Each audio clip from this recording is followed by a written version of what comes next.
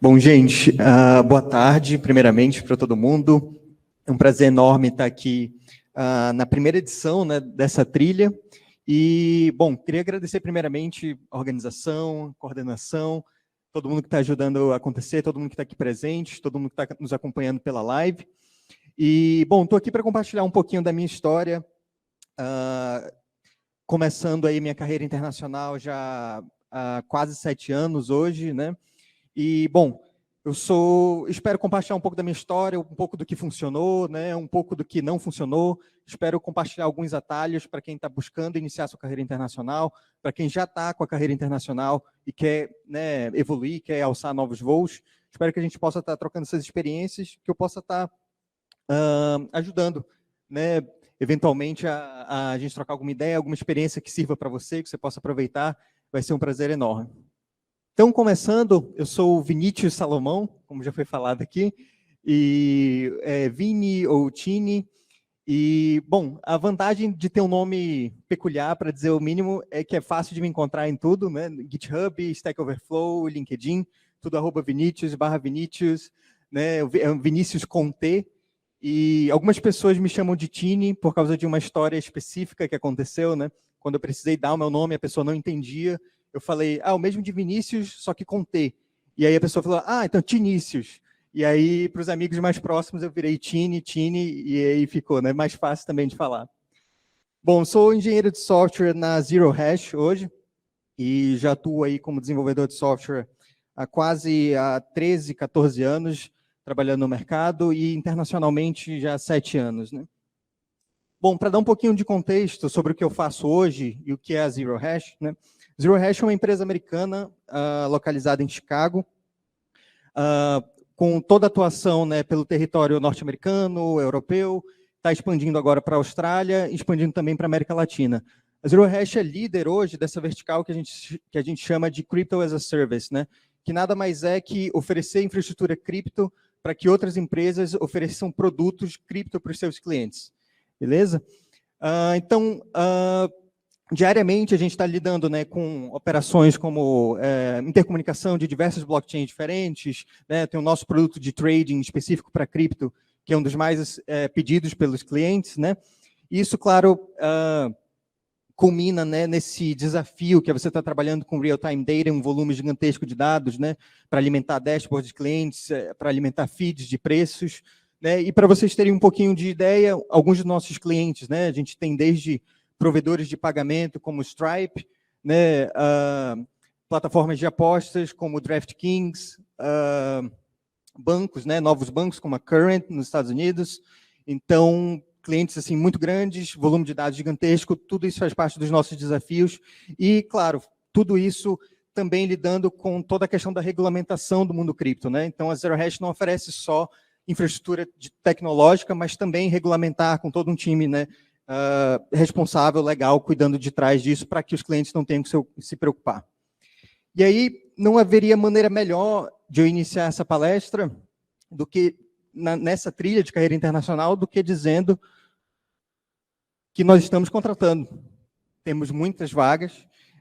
Essa é a nossa página do Breeze. E lá vocês vão encontrar vagas de todos os perfis, né?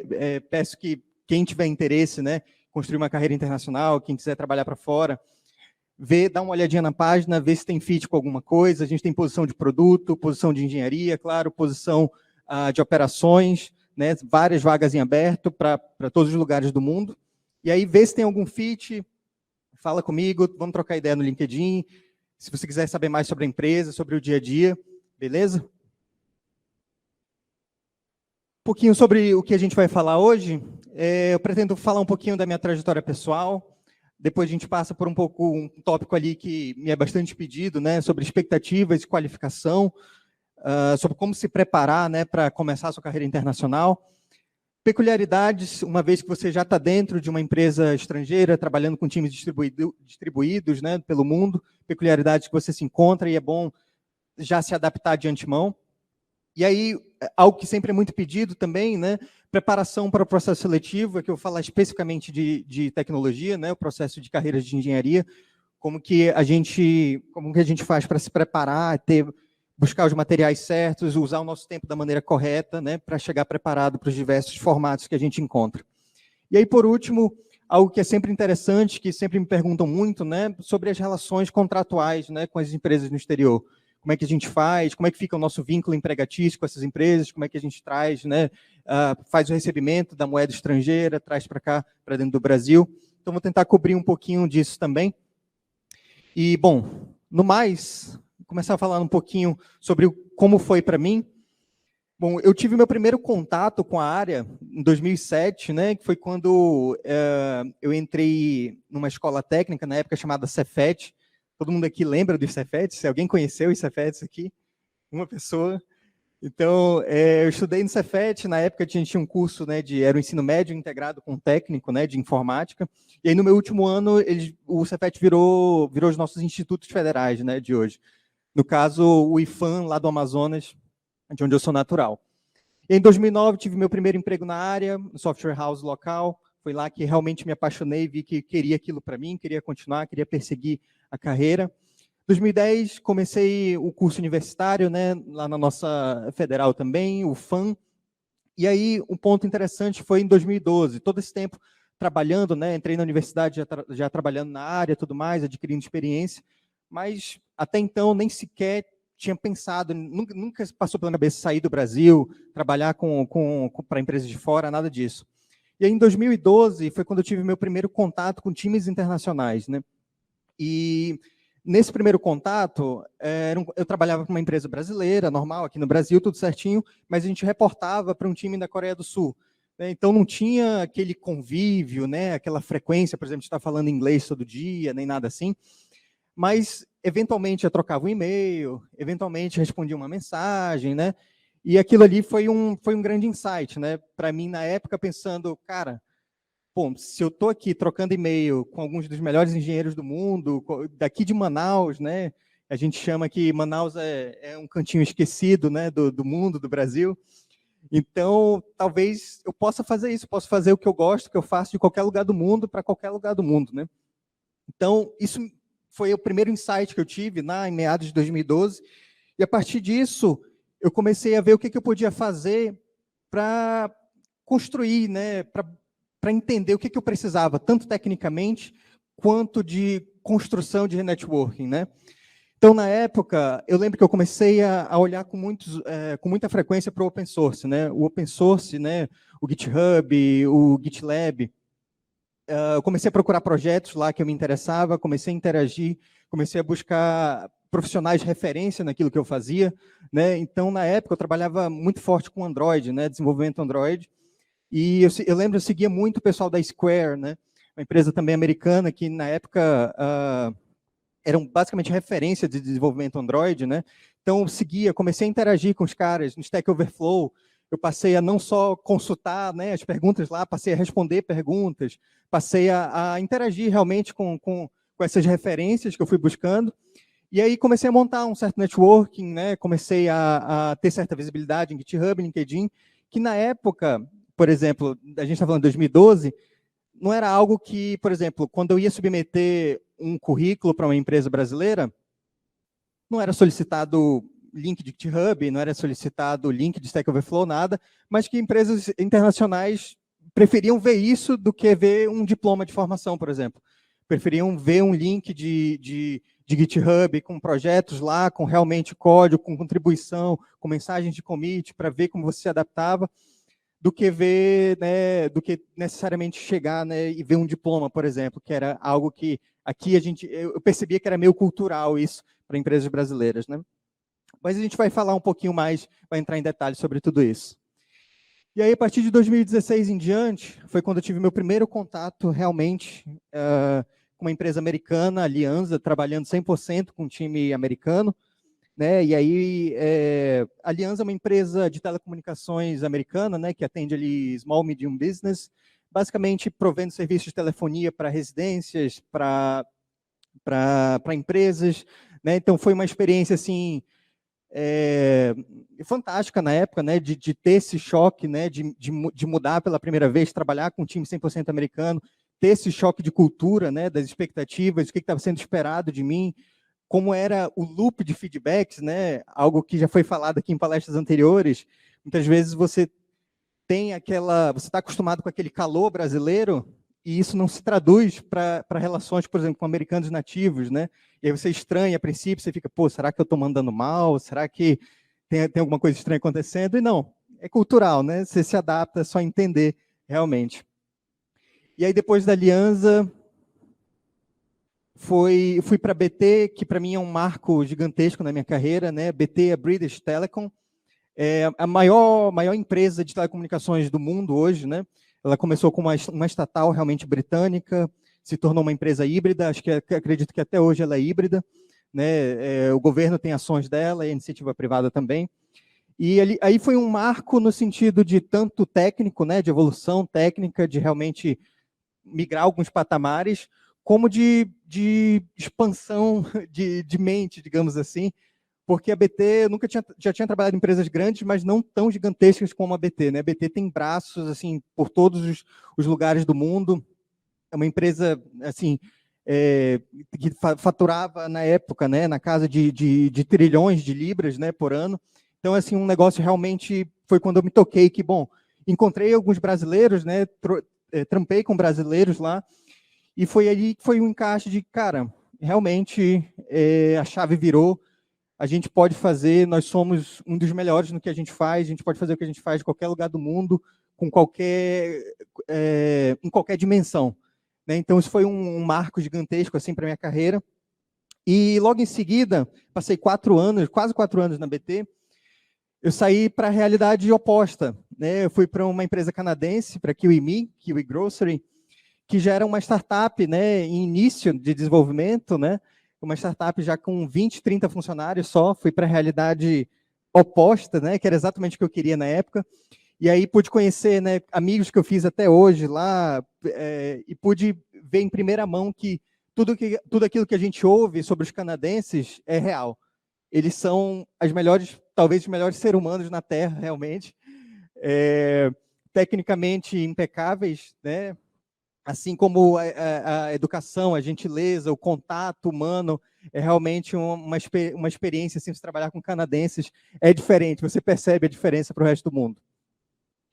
E aí, por último, onde eu estou hoje, né, Zero Hash, que a gente falou um pouquinho, empresa americana, inclusive, mais uma vez, estamos contratando, vou voltar lá o link depois, todo mundo dá uma checada, e aí a gente vai falar mais um pouquinho, seguindo em frente. Bom, expectativas, né? Quando a gente fala sobre expectativas do que esperar do mercado de trabalho, aqui eu separei, botei tudo no mesmo slide, mas tem duas vertentes, né? Que é a expectativa do que você deve esperar no processo seletivo, do que está sendo esperado, e uma vez que você entra, né, na empresa, qual deve ser a sua postura, o que é esperado de você, né? Então, demonstração de qualidade técnica. É importante a gente falar aqui, gente, é que numa entrevista, num processo seletivo, isso é verdade em qualquer lugar do mundo, mas principalmente para fora, toda entrevista ela não é sobre o que você sabe, ela é sobre o que você consegue mostrar que sabe dentro daquele formato. Então, é importante você entender o formato específico daquela empresa que você está aplicando. Você vai ver que muitas das vezes tem interseção, né, os formatos são parecidos, mas é importante você entender aquilo para que você se prepare para aquele formato específico. Não basta você saber, você tem que saber responder, né, interagir naquele formato que a empresa está esperando. Então, por isso eu coloquei aqui, né, poder de síntese é a chave, que já está conectado com o segundo ponto, né, comunicação clara, no information, né, que a gente conhece aqui. Então, o que acontece que eu percebo muito é que a gente tende, né, muitas vezes, na ânsia de querer mostrar que, cara, eu sei trabalhar com isso, eu tenho experiência com isso, né, eu manjo e tal. Nessa ânsia, a gente acaba extrapolando, né, acaba passando um pouquinho do ponto, e para a gente ainda tem uma segunda dificuldade, que a gente tem que fazer isso numa língua que não é a nossa, né? Então, se você não se preparar para isso, não buscar respostas concisas, claras, né, dar tipo assim, o mínimo de informação possível do que te foi perguntado. E caso o entrevistador queira saber mais, ele vai dar sinais, né? Ou então você mesmo vai dizer, você vai dar a resposta mais concisa que você tem, e você fala, você gostaria que eu entrasse mais em detalhes? Você gostaria que eu mostrasse mais alguma coisa? Você deixa ele te dar essa dica, senão Às vezes, respostas simples, você acaba levando 5, 6, 7 minutos numa resposta que você acabou perdendo o entrevistador, né?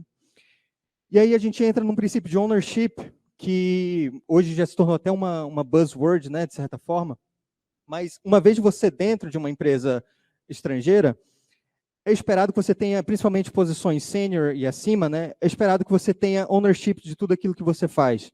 Um exemplo, digamos que você esteja recebendo, né, uma nova feature para fazer, para implementar dentro do sistema, você senta com um produto por algumas cerimônias, algumas calls, você sai de lá com uma lista de giras, por exemplo, para fazer.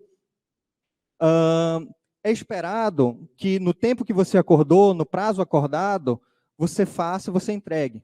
Você não vai ter muita experiência, pelo menos eu, fortuitamente, nunca tive experiências de microgerenciamento, né, de ter ninguém ali no seu pé cobrando, cadê? Você vai ficar livre, você vai ficar tranquilo, mas no dia que chegar, na data combinada, você vai ser cobrado, né? E aí não adianta, não tem justificativa de, mas faltou isso aqui, esse requisito não estava claro. Não, é esperado que você tenha ownership daquela feature, daquilo que você assumiu, do início ao fim, tá?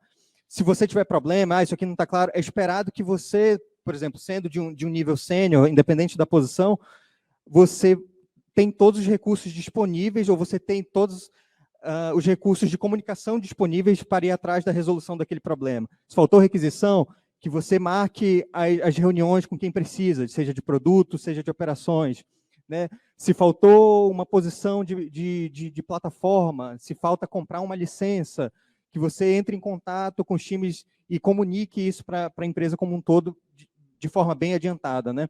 Eu percebo que isso acaba sendo, às vezes, um problema, né? Quando a gente sai de algumas empresas aqui no Brasil, onde você tem limites muito bem definidos, né, de posições, assim, de, não, isso aqui não é responsabilidade do engenheiro, isso aqui é responsabilidade do produto, isso aqui é responsabilidade de operações. Então, nas minhas experiências, esse nunca é o caso. Uma vez que você recebe os giras, que você passou da fase de concepção ali, está tudo na sua mão, tá?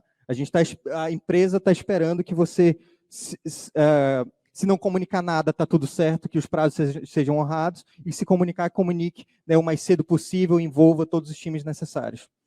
E aí, como um gancho disso, né, para posições consideradas mais sênior, é cada vez mais esperado que a disparidade entre aquilo que a gente chama, né, de hard and soft skills seja mínima ou nula, né? Então, entra até um pouquinho no que a palestra da Raquel falou para a gente, né? Às vezes a gente se foca muito no técnico, eu tenho que estudar a tecnologia, eu tenho que estudar o framework, eu tenho que estudar os algoritmos, a estrutura de dados, e aí você peca na questão de soft skills, por exemplo, né? A gente, para posições mais seniors, claro que é importante você ter o fator técnico, né? Mas não vai servir, né, se você tem o técnico muito elevado e a soft skill muito baixa, né? Esse equilíbrio a gente precisa manter, né? Então, praticar, né, gestão de conflitos é muito importante, inclusive é coisas que vão cair em praticamente todas as suas entrevistas, né? Questões de gestão de conflitos, comunicação clara. Lembrando, né? Não preciso mostrar que sei, não preciso mostrar que sei mais do que fulano ou ciclano, eu só preciso ser claro, né? Então, basicamente, essas são as nossas expectativas aí. E aí a gente entra num ponto já como consequência, né? Como é que eu me qualifico para esses processos, né? E aqui eu montei uma lista bem extensa do que você precisa, que basicamente começa com o inglês, e aí a gente passa pelo inglês e termina com o inglês, tá bom? Então, essa é a nossa lista de qualificação. Por que eu digo isso? Claro que tem o fator técnico, é muito importante, eu vou falar, separei um tópico só para isso no final, né? Mas é porque a grande maioria das pessoas que eu converso, que quer iniciar a carreira internacional e ainda não começou, ou ainda está pendente, deixando essa questão pendente, muitas dessas pessoas já têm o nível técnico adequado para fazer o que o mercado internacional espera. Agora, travam exatamente na questão do inglês, né? E aqui eu separei uma frase clássica do nosso querido Michael Scott, né? Que você perde 100% das chances que você não toma, né? Então, muito importante ter isso na cabeça. E aí, como inglês, né? A Raquel já falou, muito bem falado na sua palestra anteriormente, você precisa praticar. não tem fórmula mágica, né? Não tem o inglês do dia para a noite, né? Não tem o inglês das ruas que vai te salvar. Você tem que praticar, e praticar não é para você chegar na perfeição. A gente nunca vai mirar na perfeição aqui. A gente vai mirar, lembra, na comunicação clara, porque é aquilo que é esperado da gente. E aí, para reforçar mais ainda essa ideia, eu deixo com vocês esse tweet de um grande amigo meu, que viralizou alguns anos atrás, onde ele fala exatamente por isso. Ele estava um pouco frustrado na época, com todo esse papo, né? Ele falou exatamente, parem com o sorry for my bad English, para nativos, né? É tu que está fazendo 95% do trabalho, é tu que está permitindo que a comunicação aconteça. Então, não se trave por isso, gente. Erre, né? Erre, tente, pratique, fale, se comunique, meta o Joel Santana. É assim que a gente evolui, tá ligado? É se forçando, é se colocando debaixo desse tipo de situação. Beleza? Então, eu não sei se eu consegui frisar suficiente a importância do inglês, mas o inglês é o vital, né? E aqui eu compartilho até uma história com vocês, que foi da minha primeira entrevista, né? 100% em inglês, né? Ali em meados de 2014, 2015. E até então eu já tinha feito entrevistas, né? Onde chega certo 2, 5 minutos, o entrevistador seleciona, a gente pode falar inglês? Ah, claro, e tal. E aí tranquilo, né? Nunca tive problema. E aí eu fui fazer minha primeira entrevista 100% em inglês com um entrevistador gringo, né? Entrevistador estrangeiro, e que não era americano, inclusive, né? Tinha um sotaque bem forte ali do leste europeu. E, bom, eu não me preparei, né? Porque na minha mente eu falei assim, já falo inglês há algum tempo, me sinto relativamente seguro, né? Assim, acho que não tem necessidade, é só, né? Eu já fiz várias entrevistas dessa, vou estar tranquilo, vou chegar lá, né? Mandar o freestyle, vai dar tudo certo. Cheguei, já identifiquei que o entrevistador, né, não era nativo americano, né? Que era na época o sotaque com o qual mais tinha contato, né? Mais tinha afinidade, mais tinha exposição. E aquilo já, né, já me deixou desconcertado, já fui fazendo aquele esforço, né, para tentar entender, batendo aquele nervosismo. Resultado, as perguntas mais básicas, eu travei total, simplesmente não conseguia falar, não conseguia gesticular, não conseguia formatar ideias, né, até coisas muito simples, né, de concordâncias, não conseguia concatenar as ideias, simplesmente travei, foi um desastre terrível, né. E a sorte é que eu não estava tão interessado naquela empresa na época. Mas aquilo ali foi um grande sinal de alerta para mim, né? Um sinal de que, pô, não basta só você saber, você entender. Não é suficiente. Você tem que estar praticando todo dia e não só praticando, qualquer conversação aqui, hey, how are you? Não, você tem que estar praticando no formato em que é esperado que você atue. Né? Então, se é o nosso formato técnico, existem formatos muito conhecidos, né, de entrevistas técnicas. É nesse formato que você tem que praticar. Não é só com qualquer conversação e tal, porque quando chegar na hora, a gente sabe que as nossas entrevistas técnicas têm um formato muito específico. E quando você precisar usar aquele vocabulário, quando você precisar usar... quando você precisar daqueles contextos específicos da tecnologia, daqueles jargões, você vai precisar ter isso na ponta da língua. Né? Então é importante praticar e praticar com objetivo, né? Com o objetivo do quê? Se as entrevistas técnicas, praticar dentro dos formatos, né? Mais tarde a gente comenta ainda um pouco mais sobre isso, visto que é um tópico tão importante. E aí comentar um pouquinho das peculiaridades, né? Que você pode encontrar, que eu encontrei assim que você entra, né? E aí, claro, logo a primeira de cara, as nossas barreiras culturais, né? Tanto corporativas quanto pessoais de cada indivíduo. Bom, corporativas por quê? Por exemplo, eu tendo saído de uma empresa britânica para trabalhar para uma empresa canadense, eu tive um choque assim completo, né? Tanto de lidar ali no dia a dia com os meus pares, né? Quanto de até coisas como horário de trabalho, né? É diferente a maneira que cada empresa, cada cultura aborda isso. Então é importante você ter essa noção, né? Buscar se adaptar o quanto antes, buscar entender, né? Baseado onde está a empresa que você está aplicando, né? Baseado nos fundadores, né? Para você já entender mais ou menos ali o que você deve esperar, né? E aí coisas do tipo, por exemplo, quando eu trabalhava com um chefe britânico, eles eram essencialmente, claro, generalizando aqui, né, muito mais frios, né? Então tinha às vezes esse problema de feedback, né, de achar, pô, será que eu estou fazendo um bom trabalho, né? Eu não tenho o feedback que talvez eu estaria esperando ter, né? E aí isso mudou a chave totalmente quando eu trabalhei com gestores canadenses, por exemplo, que já eram 100% ali, já era outra cultura, outra forma de ver o mundo, né? Já era ali, a gente brinca, né, um elogio a cada gira e tal, você começa a ficar mal acostumado também, mas é entender que isso faz parte, né? Conforme você vai mudando, as empresas, as regiões, você tem que se adaptar. E aí, talvez mais importante do que as culturas corporativas, são as culturas de cada indivíduo, né? Para mim, com certeza, essa é uma dos melhores benefícios de você trabalhar com times distribuídos para empresas estrangeiras, é que você lida com pessoas de literalmente todos os backgrounds diferentes, né? Então, é importante ter isso em mente também para quando, por exemplo, você estiver interagindo com seus pares russos, por exemplo, né? Tenho bastante hoje, você não achar que eles te odeiam, né? A cada momento.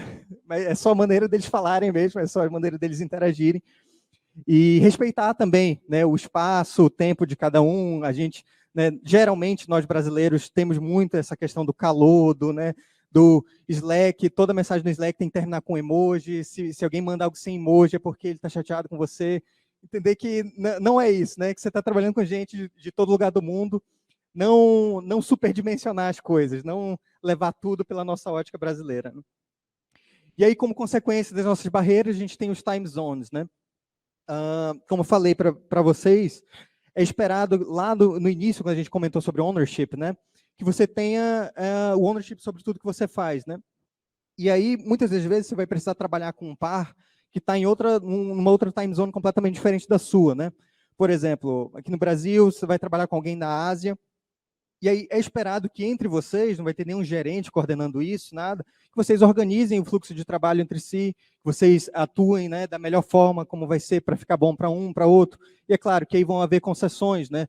Uma hora você tem que fazer uma concessão, pô, eu vou acordar mais cedo um dia, talvez entrar de madrugada para ajudar a desenrolar uma certa parte, né, do que a gente precisa fazer. Da mesma forma, na outra semana, ele faz certas concessões, né, fica até mais tarde para ajudar. É esperado que vocês desenrolem isso entre vocês, tá? E aí, claro, como consequência disso, exigências técnicas, né? O que é esperado da gente?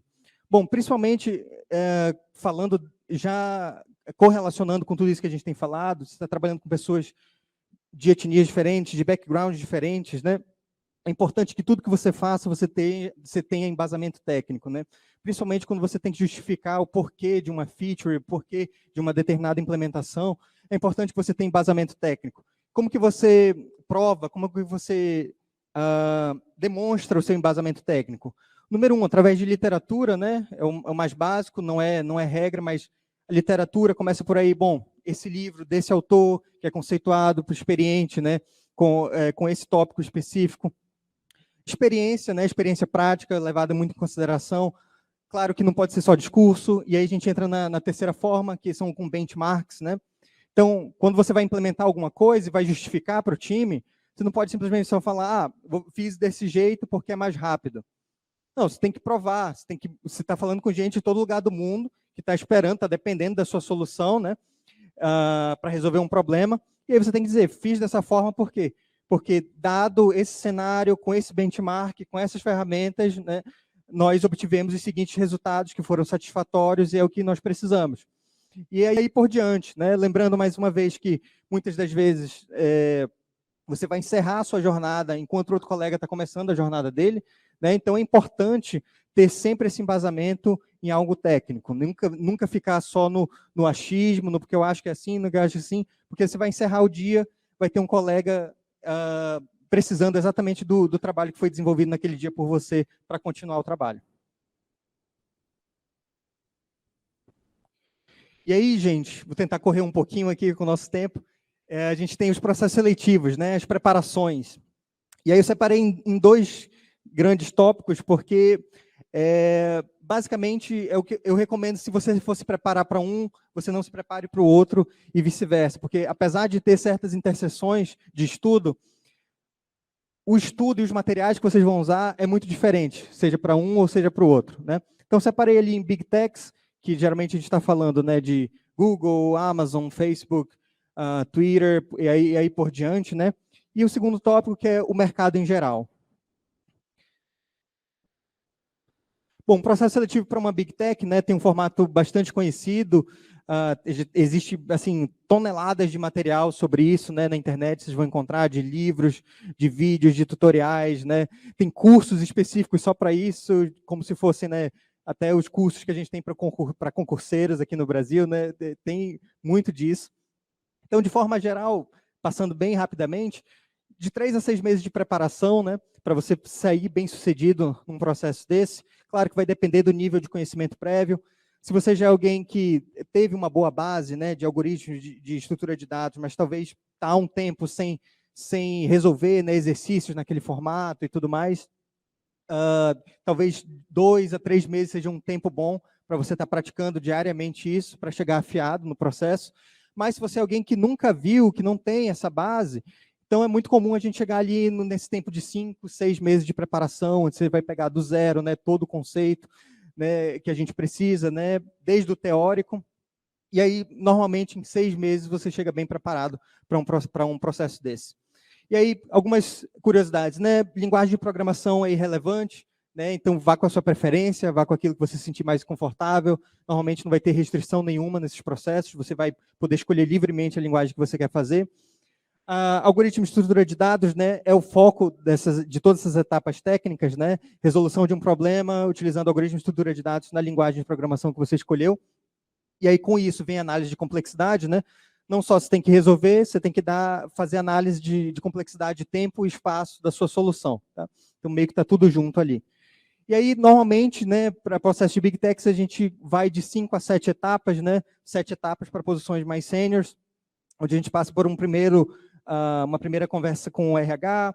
Se tudo correr bem, você vai passar aí por 3 code challenges, né, que são exercícios de 45 minutos até 1 hora, para você resolver, né, com os algoritmos de estrutura de dados e da complexidade. Um de System Design, né, e a cultural e a com Team Manager. E aí, falando da diferença desse processo para o mercado em geral, né? O tempo de preparação já é variável, porque depende muito da sua experiência atual, né? E depende do processo que você está aplicando. A linguagem de programação, nesses casos, ela é pré-estabelecida, né? Você está aplicando para uma empresa que já trabalha com uma stack bem definida, e eles estão contratando para aquelas posições, né? Então, por exemplo, né, no nosso caso, aqui na Zero Hash, posições de front-end, você vai precisar trabalhar com React, com TypeScript, né? Posições de back-end, você vai precisar trabalhar com Go, com Python, você vai poder escolher um dos dois. Então, essa já é uma grande diferença. E aqui, né, diferente do foco na resolução de um problema, digamos assim, fictício, né, para ver seu poder de análise e conhecimento de estrutura de dados, aqui vai ser bem diferente, né? Por isso que eu digo que o processo de estudo é diferente. Aqui, normalmente, vai ser esperado que você conheça, seja um especialista, né, na linguagem, no framework, na plataforma que você escolheu para fazer a entrevista, né? Então, aqui eu usei esse termo, tem em mente o cookbook da linguagem exigida. Cookbook é um termo que a gente usa, né, para exemplificar, né, meio que o manual, aquilo que, por exemplo, todo desenvolvedor Java tem que saber, todo desenvolvedor Go tem que saber. Então, mantenha em mente isso, né? Vai ser muito importante, o entrevistador vai constantemente fazer perguntas de manuais para você sobre a linguagem, né? Se ela for compilada, é possível que ele pergunte sobre características específicas do compilador, de como ficaria, né? Coisas que vão bem ali na entranha, realmente, né?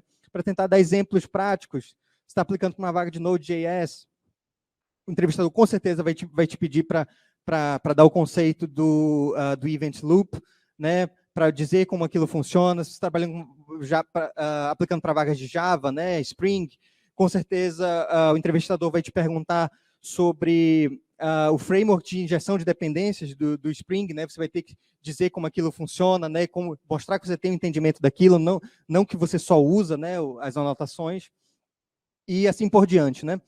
Algoritmo de estrutura de dados não é o foco, mas é exigido, né?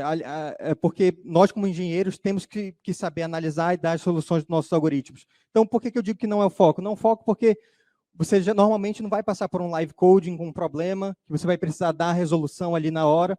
Muitas vezes você recebe um take-home, e na defesa do seu take-home, muitas vezes o entrevistador vai, tá, mas esse método aqui, essa operação que você fez utilizando a estrutura de dados, qual que é a análise aqui? Qual que é a complexidade de tempo? Então, é importante você ter conhecimento, né, da notação, né, do Big O, como dos principais algoritmos de estrutura de dados.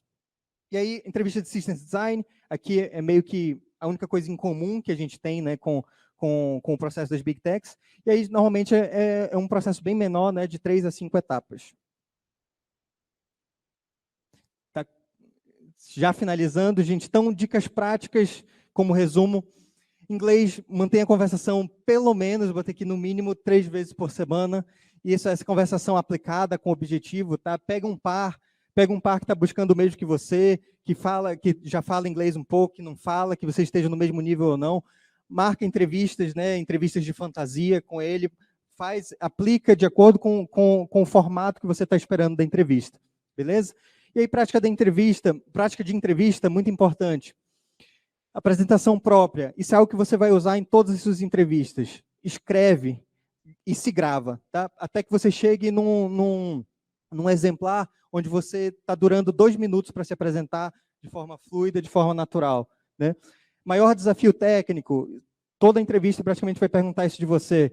Anota da mesma forma, deixe isso anotado, se grava para que você não passe de 3 minutos falando sobre o seu maior desafio técnico. Mesma coisa, sua maior situação de conflito com colegas no ambiente de trabalho. Praticamente toda entrevista vai te perguntar isso. Já deixa anotado, não vai no freestyle, se grava, e para você ter certeza que você não passa dessa marca de 3 minutos. Beleza? E aí, estudo com foco no formato, se é Big Tech, é algoritmo de estrutura de dados, se é geral, é a sua linguagem, o seu framework, aquilo que a empresa está exigindo. E aí, é claro, Systems Design, 1 vez por semana. Então, esse é um conceito, né, entrevista de Systems Design bem específico. Às vezes acaba sendo um pouco subestimado pelas pessoas por achar que ele é mais fácil, mais intuitivo, mas muitas pessoas travam, né, nessa rodada de entrevista. Então, é importante, é uma entrevista bem mais simples que as outras, mas ela é cansativa e ela requer que, para que ela seja fluida, você já tenha feito algumas, né, resoluções. Então, tem vários vídeos, né, gratuitos no YouTube, em plataformas, para que você possa estar treinando com esses problemas, né? Desenhe o Spotify, desenhe o Instagram, já tem a resolução passo a passo e assim por diante. E aí um pouquinho bem rápido das relações contratuais. Normalmente, quando você for trabalhar para fora, se a empresa não tiver sede no Brasil, você vai estar atuando no modelo de contractor, né? Ou seja, você não vai ser obrigatório você criar uma empresa, né? Você atuar com pessoa jurídica daqui, mas vai ser provavelmente uma boa ideia para que você não tenha problemas nem de declaração de imposto, nem de recebimento de quantias, né? E para que você tenha acesso a um direito seu também, né? Que é de entrar, né, em certos regimes, né, como o Simples Nacional, por exemplo, dando um exemplo, para que você tenha mais facilidade ao declarar seus impostos e tenha até acesso a alíquotas menores, né? Então, não é obrigatório, mas provavelmente você vai atuar nesse modelo, seria uma boa ideia atuar nesse modelo. BPOs, que é quando a empresa de fora terceiriza uma empresa no Brasil, né, para que ela faça toda essa parte de contratação, né? Então, você vai ter a sua carteira assinada da mesma forma, só que por uma empresa no Brasil que é terceirizada. Essa forma é legal para quem gosta de manter o vínculo empregatício da mesma forma, tudo, mas você acaba perdendo um pouco das vantagens de trabalhar do exterior, que é a compensação financeira, né? Que é aproveitar o câmbio, né, das fortes moedas. Dessa maneira, usando BPO, você estaria recebendo em reais, né? Negociação de salário. É importante ter em mente, né, que você vai negociar ou em dólar ou em euro, e é importante ter em mente que você negocia o salário anual, né? Você não faz essa negociação a mês, tudo, então você pensa já na quantia atual, vai no Glassdoor da empresa, vê a média, já dá um número, já pensando, levando em consideração a quantia que você está em mente, que seria a quantia ideal para você. E PTO, por último, que é um conceito muito importante, né, que é o equivalente às nossas férias. Muito, muito importante você ter noção dessa siglazinha na hora que estiver negociando, ver no seu contrato se tá identificado os PTOs, que são os dias que você tem direito num ano para tirar férias, né? Férias pagas. Então, é importante ter isso bem descrito no contrato. Às vezes, alguns colegas acabam, né, passando despercebido disso, depois querem tirar férias, não podem. Então, é importante, né? Por exemplo, hoje na Zero Hash, tenho direito a 33 dias, né, de PTO por ano. Então, o legal disso é, eu não preciso esperar um ano para tirar. eu entrei num dia, no outro dia eu já posso tirar, e aí eu vou organizando com as minhas lideranças, com as gerências, conforme for, e aí tem 33 dias para tirar no ano, né? Bom, gente, algumas referências de material para estudo, daquelas plataformas que eu falei lá no início também, sobre quando você quiser testar, né, fazer entrevistas mocadas, para estar testando na prática. Algumas dessas ferramentas são gratuitas, você se comunica com entrevistadores estrangeiros, né, e faz as entrevistas. Então, muito legal, vale muito a pena, principalmente para aquela empresa que você está querendo, que é a empresa dos sonhos, você quer muito fazer o processo dela, você teve a oportunidade, pratica bastante, não vai só achando que vai dar tudo certo, principalmente se for a primeira vez, como a Raquel falou, pratica bastante, vai nessas plataformas, utiliza o que tem gratuitamente, os planos pagos também são muito bons, não são valores exorbitantes, vale muito a pena para você ter esse feedback de pessoas que fazem isso todo dia. No mais, era isso. Só agradecer o tempo de todo mundo. Foi um prazer estar aqui. Muito obrigado, gente.